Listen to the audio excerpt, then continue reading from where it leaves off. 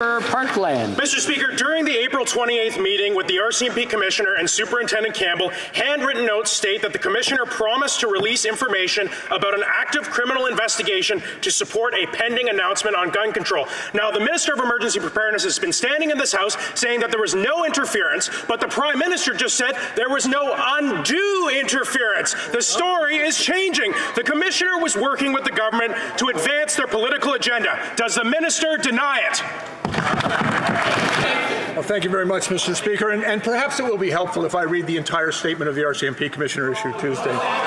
Mr. Speaker, the Nova Scotia inquiry revealed that RCMP Commissioner Lucky chastised lead investigators, saying, quotes, "The Commissioner then said that we did not understand that this was tied to the pending gun control legislation."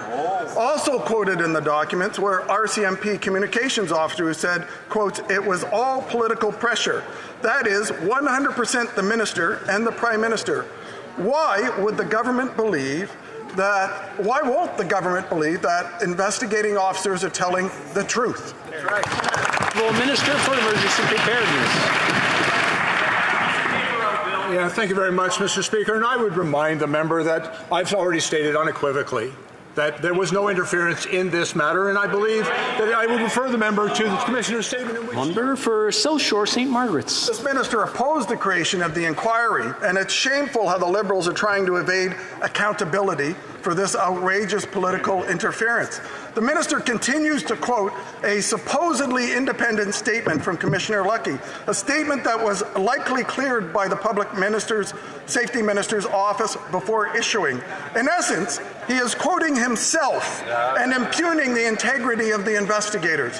So, when did the Prime Minister's office and the Minister of Public Safety's office approve the Commissioner's statement that this Minister is now using himself to defend himself? Great question. Honourable Minister. Thank you very much, Mr. Speaker. The member may not be aware that the Commissioner of the RCMP is independent of government and that there cannot be, in law, any interference with her work. And I would remind the member that on Tuesday the Commissioner issued her own statement. Mr. Speaker, the government has hit a new low to ram through legislation. Superintendent Campbell noted that Commissioner Lucky told the RCMP that she had promised the Minister of Public Safety and the Prime Minister's office that the force would disclose the type of firearms used in the mass shooting because it was advanced the government's pending gun control legislation. Will the Prime Minister admit that he used the suffering and death of Nova Scotians for personal political gain? Yes, the Honourable Minister for Emergency Preparedness. Mr. Speaker, that statement is absolutely false.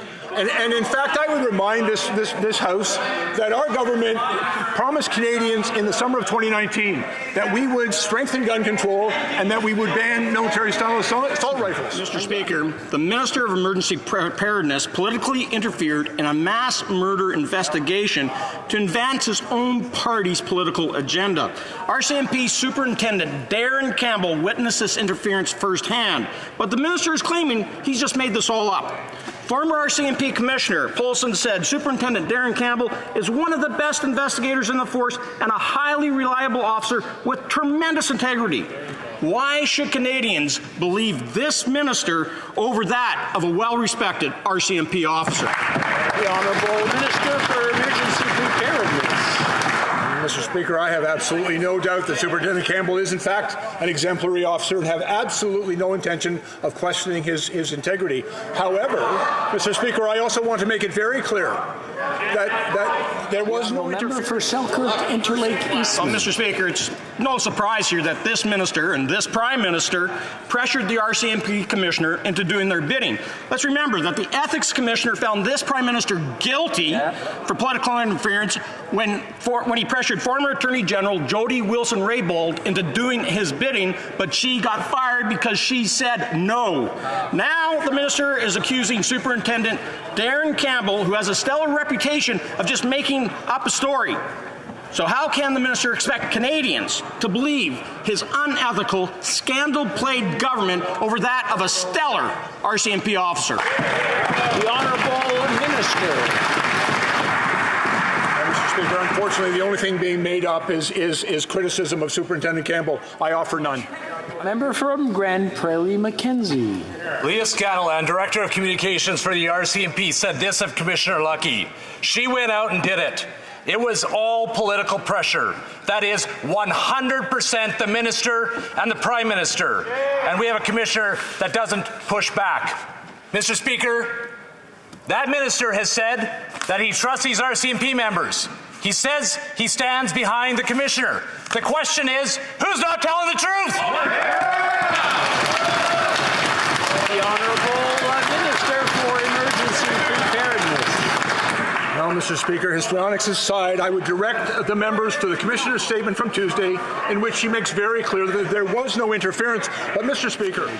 Speaker, families who lost loved ones in the worst mass shooting in Canadian history want answers. The idea that a government would compromise this investigation is unacceptable.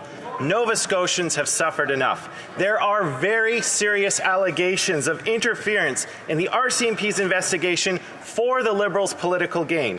Now, yesterday, the Minister questioned the accuracy of these allegations, but the integrity of the claims is supported by a former RCMP Commissioner. Will the Minister be transparent in explaining what role the PMO played in this investigation? The Honourable Minister for Emergency Preparedness. Speaker, and I'm happy to have the opportunity to explain to the member.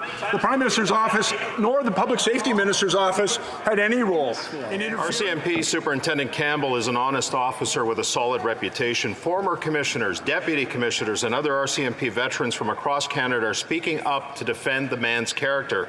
Campbell's notes show that his team of investigators were under political pressure and interference from Brenda Lucki on behalf of the Prime Minister and the Minister of Public Safety. But this Ottawa gang have all denied they meddled in the most tragic crime in Nova Scotia's history.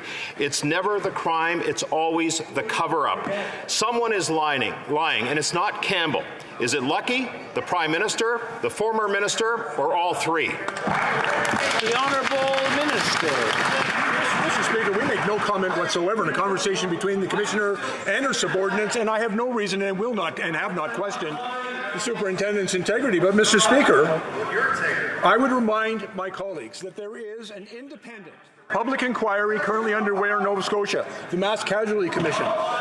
These issues of how communications were done are being addressed, and where witnesses will be called to testify under oath. Mr. Speaker, the Mass Casualty Commission and their work is important to the families and victims of victims' families in Nova Scotia, and we support their important work.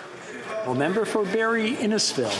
Mark Norman, Jody Wilson-Raybould, Darren Campbell. What do they all have in common?